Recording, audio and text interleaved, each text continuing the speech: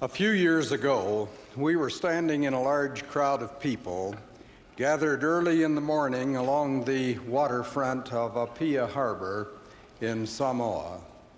It was the occasion of the national holidays when hundreds of people came to watch the fautasi or longboat races that sweep in from the ocean into the calmer waters of the harbor to cross the finish line.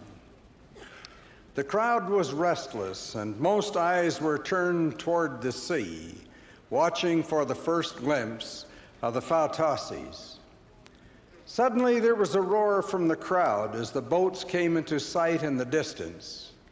Each of them had a crew of 50 powerful oarsmen, dipping and pulling the oars with a rhythm that forced the crafts through the waves and foaming water. A beautiful sight. The boats and men were soon in full view as they raced toward the finish.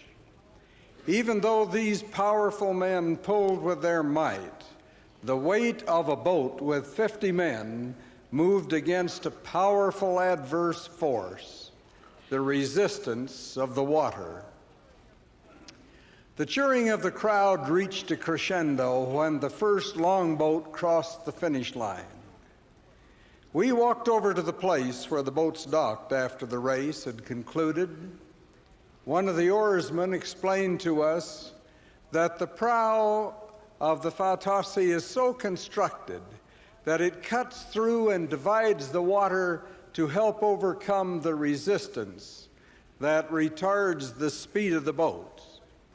He further explained that the pulling of the oars against the resistance of the water creates the force that causes the boat to move forward.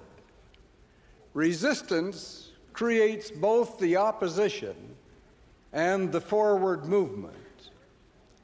The law of friction or resistance that we think of as only applying to science seems to find application in our personal lives. We come to mortal life to encounter resistance. It was part of the plan of our eternal progress. Without temptation, sickness, pain, and sorrow, there could be no goodness, virtue, or appreciation for well-being or joy.